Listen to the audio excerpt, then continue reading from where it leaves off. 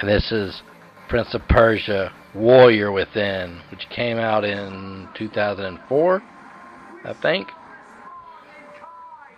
It's a sequel to the Prince of Persia Sands of Time, which was hugely successful by Ubisoft. Great action, adventure, platformer. Just an amazing game. Sands of Time, which is cool as crap. But, you know, maybe it was a little bit too easy for some people. So what did Ubisoft decide to do? Well, what they wanted to do was Warrior Within. More hardcore with bad heavy metal soundtrack. And here we go here now. See I cut out part of the very beginning. I cut out. You know, there's only so much we can watch, but you don't need to get into the story. Let's just say he has to go back and start doing some time traveling and look at girls' butts, and he has to stop the sands of time and the Haka creature. I tell you one thing, when I first played this game, it was insane. You know, going back and forth in time is always not a good idea, especially if you're like drinking or something. You know, and I think I might have even posted a video earlier about. I know I did some health upgrades with Warrior Within and whatever. But this is the first 26 minutes, and there you see her. Yep. I've been playing Assassin's Creed Black Flag, and I almost got bored of it. It's been a fun game, but I just thought, you know, I'd go back in time a little bit and play some other Ubisoft games, and why not play something like Prince of Persia, some of the HD versions like this. I think the graphics are standing up here pretty good, and the combat. What's weird, I hate to say this, the combat feels more fluid in this than even Assassin's Creed. Now, I know in Assassin's Creed you get blow darts and guns and all that kind of stuff, and those blow darts, you get the ones that do the make you fall asleep or go berserk or whatever. Those are cool as crap, and all that stealth kill stuff. But it just felt kind of Assassin's Creed has always felt clunky, and I never thought that Prince of Persia felt clunky with the combat. You know, unfortunately, a lot of times I did that same move: jump on top of them and then hit him from behind. It's like I forgot a lot of the basic moves. That's why I was trying to pay attention there to the actual, you know.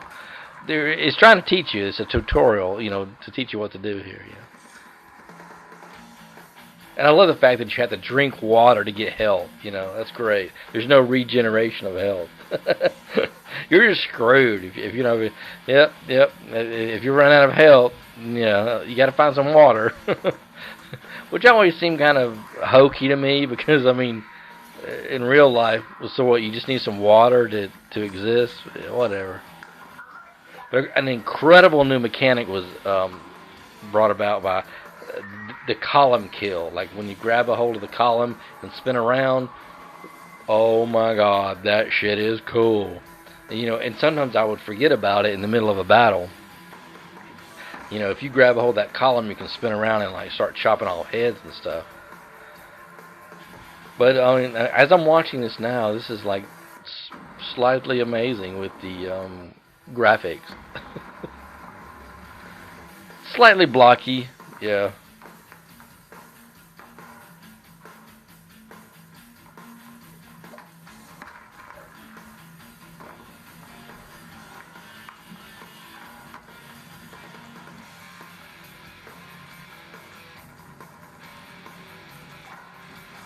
I can't even remember why he has to fight this woman. You can actually avoid a lot of... If you know how to play the game, you can kind of get away from this tutorial and just run away from this crap. If you know what to do. And then you go up there and just... I thought it was kind of cool that they threw into a boss battle at the very beginning of the game. Well, more like a half-assed boss battle.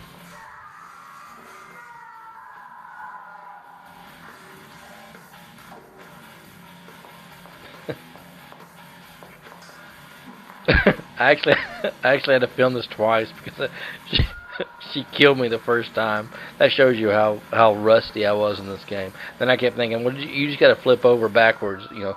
Oh, you know, you give her some hits, get some hits in there, get out of the way. Everything that you've learned from Dark Souls and Demon Souls, you use in every game and in every game now. You block, you move away, you hit, you block, you move away. You know that's a whole Dark Souls mechanism, which can be used in almost every game as long as it has a block mechanic. Games that don't have a block mechanic, oh my god, why even play it?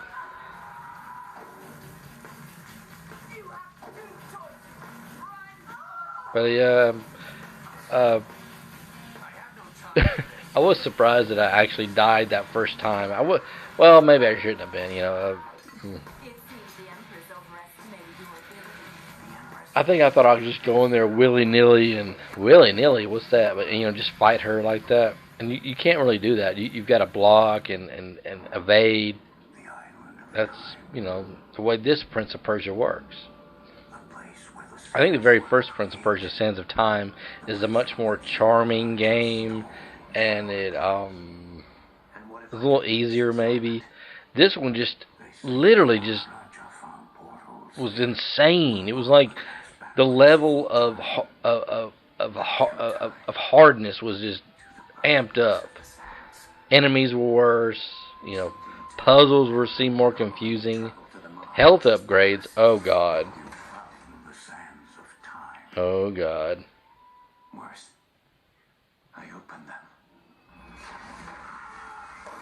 Yes, it's replaying all this Sands of Time stuff. He's basically talking about like if he can go back in time.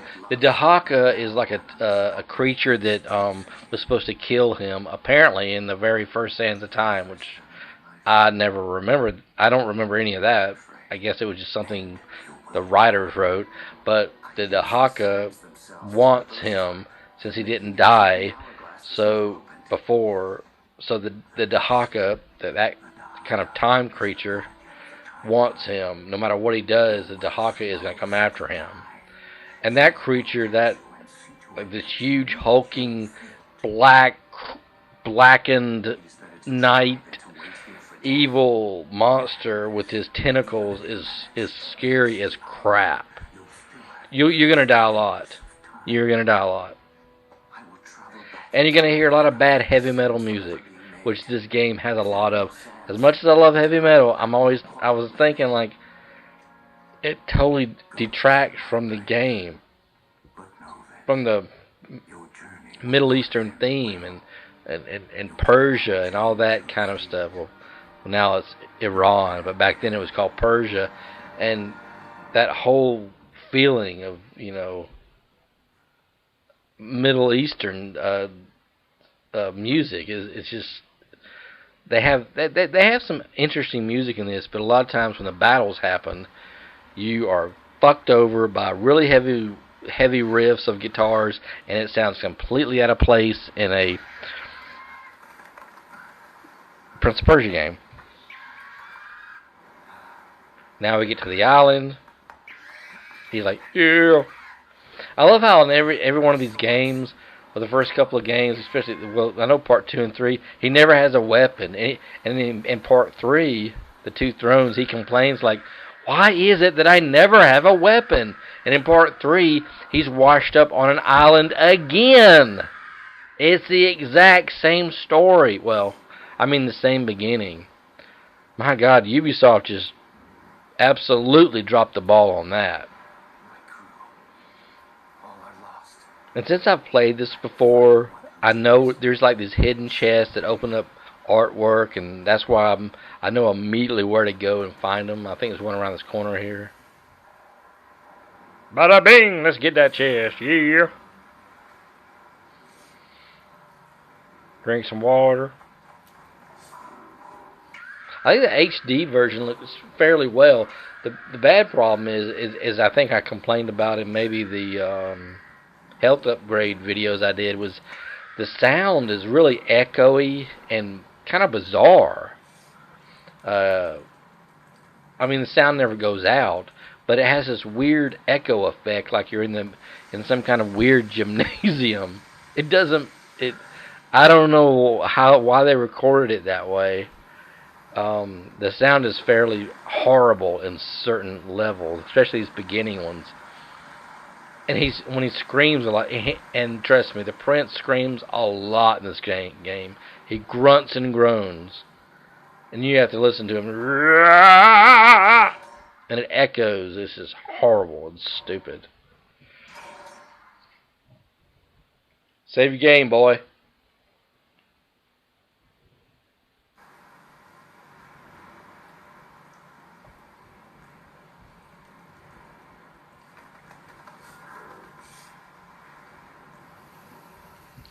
I will say this though. I mean, Ubisoft has stayed true to like the character mechanics of things. This is on the PlayStation 3. This is the HD version. Even if you had the PS2 version, it would still play the same with the controller.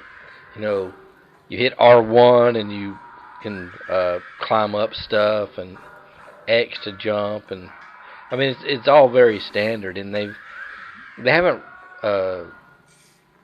really changed a lot, even with Assassin's Creed. They just really refined it with Assassin's Creed, where as of now, like in like Black Flag, he moves so fast. It's definitely the most fluid Assassin's Creed, and I love that. I don't really like the story because it's more of a pirate story than it is an Assassin's Templar story. But anyway, whatever. These stupid birds. Have you noticed that in every Prince of Persia, there's either bats. I think there were birds in the first one. Remember that in Sands of Time, where you would be on those poles or whatever, and these birds would be there, and they would always be coming at you, and you had to like knock them off, or they would knock you off. So the level design is way too similar in this one, but it is darker. Everything's more dark and grim, and it looks dark. It looks more gothic. I think I even saw somebody online talk about it's a gothic kind of thing. Then you get to some enemies.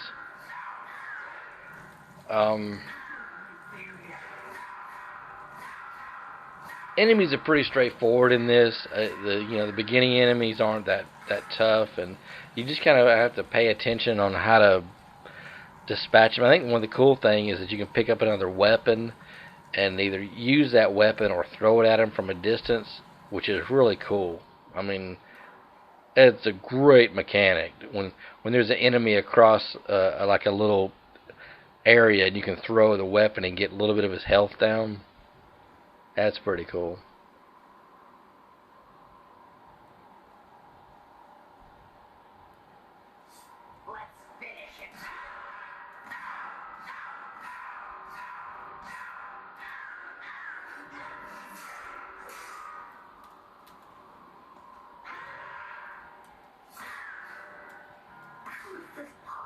Some of the larger enemies, which are going to come up, you can't just go in and hit them off the bat. You have to like jump over them and then hit them from behind, kind of like you did in the first game. The bigger enemies, you just have to do that. That's just the way it is, Bada bing, bada boom, slap, bam, bing, bang, bang.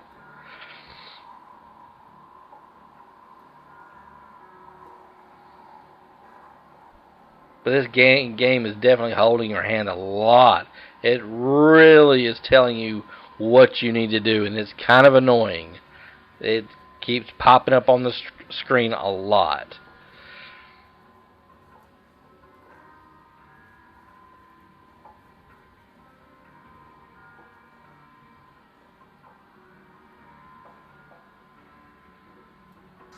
And as for the map, it's complete bullshit.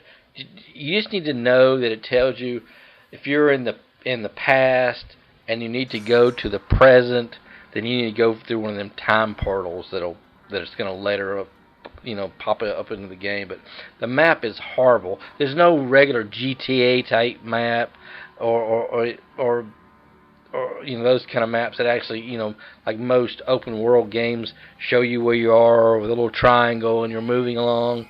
So the bigger map is just stupid. It's almost all it's doing is telling you kind of what you need to know. Here comes that chick again. And if our enemy is unarmed, we offer them a sword. Oh, and trust me, you have to fight her again. It's not over yet. I mean, I hate games that do that. They keep bringing back the same boss over and over, and she has the same kind of thing. Finally, you get a weapon now. Oh, yeah.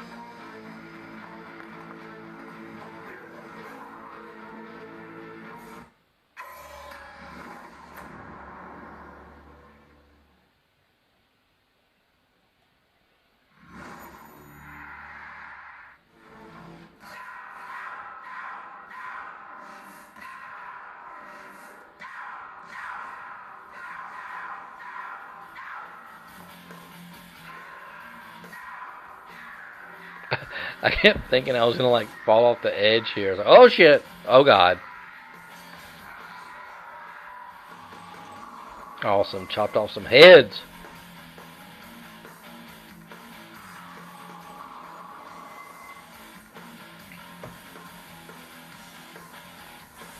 I kept thinking there might be a secret. Better look around a little bit.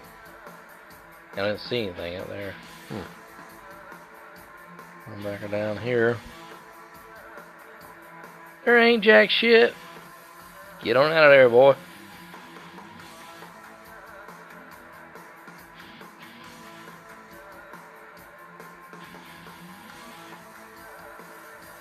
Wonderful save points.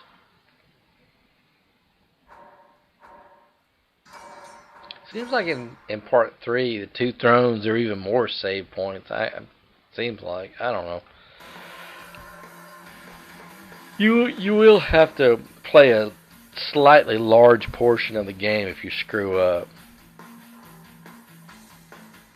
Well, not a huge part, but it's just the way PlayStation 2 games were back then, And I knew I was about to fight this crow guy. Here we go.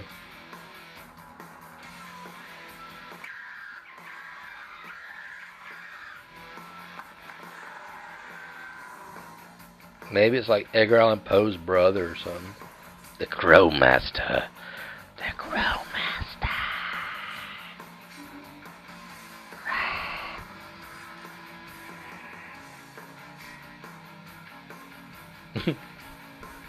Let's get him. You.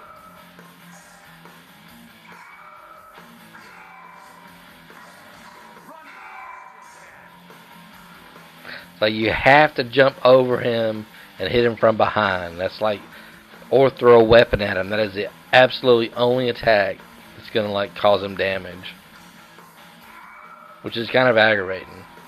He doesn't even have a shield.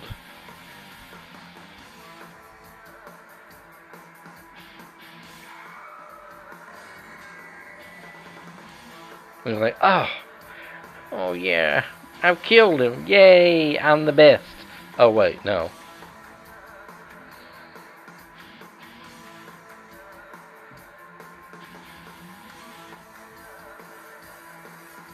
Might be some treasures around there, you never know. Yeah, look around this game, because you're going to find some of that art. Those chests are just artwork, and you'll be able to open that up in the main menu.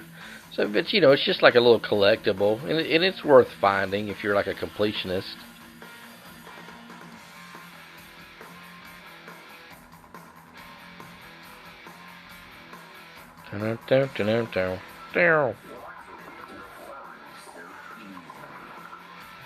Faulty death. And this is like my first death of the game. Not bad for about 20 minutes of the game. And then I was like, dang it! Well, I'll just restart. I had to restart. I had to restart the whole game to get back to this point. You fuckers. So you better enjoy it. This game doesn't have some kind of instant checkpoints. When you die, you gotta go back a ways. Hey, it's not too bad though. I haven't played this in a while. 20 minutes, I didn't die. It was first death. And then I was like, I'm gonna fall. I don't know why I kept thinking, man, I'm gonna die. I'm gonna die. It gets even worse in a little while. Yes.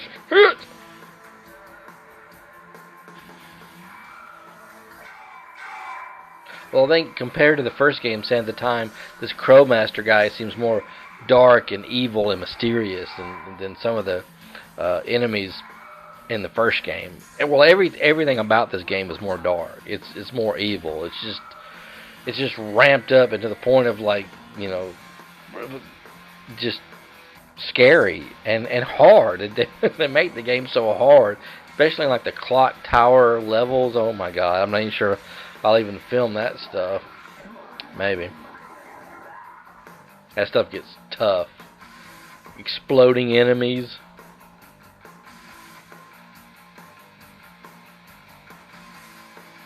I mean, it's so cool. The whole running on walls and stuff is just so cool. This what really aggravated me. This kept popping up on the screen about I hadn't even killed the Crowmaster guy, and it kept popping up on the screen about running up and hitting that button over and over, and it confused me for a second, and it ruined my entire game, and I almost died. I kept thinking, like, what am I doing here? A lot of games back then did that, but look at it. It's still on the screen. It's not leaving. God. Yeah, I know. Run.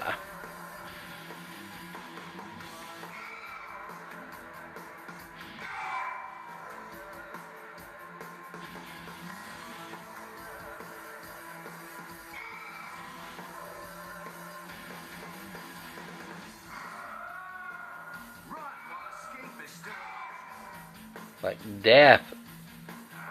Come on. Come on.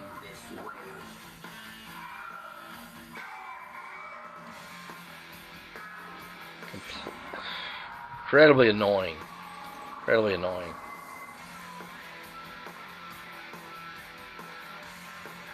Woo! Yeah, I know. Now I can go up on the wall and it opens up a door. Big deal. Man. Oh, the old PS2 era. And now the PlayStation 4 is coming out this week. Within about 3 days. So, why am I playing this? An old PlayStation 2 game. I don't know. For fun. Just for the hell of it.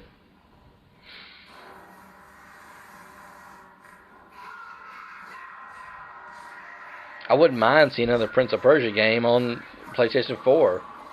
I say that because I'm not going to buy the X-Boner. I'm not an Xbox. I have an Xbox 360, but I never play it. So, I'm one of those Sony PlayStation dudes, so whatever. Get over it. I just like all the exclusives, you know, the God of War and Uncharted and all that.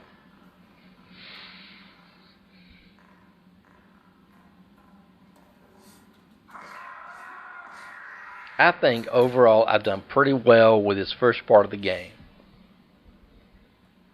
Maybe? Think?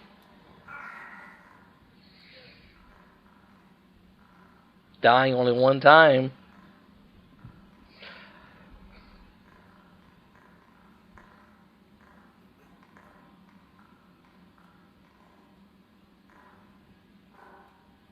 Oh my god.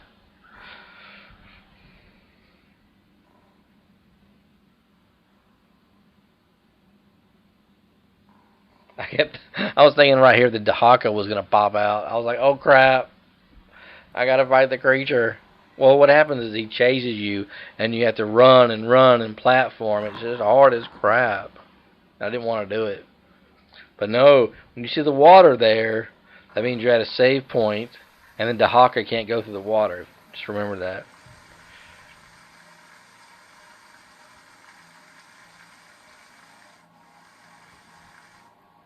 Just remember, let's say you're in the past now. And if you go through this and it takes you back to the present, that means you keep playing on the present. You don't go back through it and switch time. What magic is this?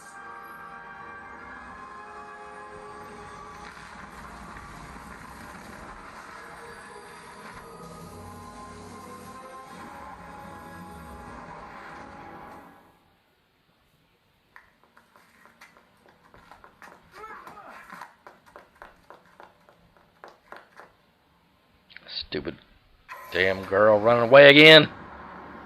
And now you get the recall. Which, well, you can turn back time. I actually almost didn't pay attention to that and I almost forgot I had it. But you can recall time, right? As of now. And that is the first part of this game. Hey, what do you think? Oh. There you go. Well, whatever. Play it or go buy the PS4 or whatever. Alright, it was great playing this first huge chunk of this game. Thanks for watching. Steve-O says, adios, amigos.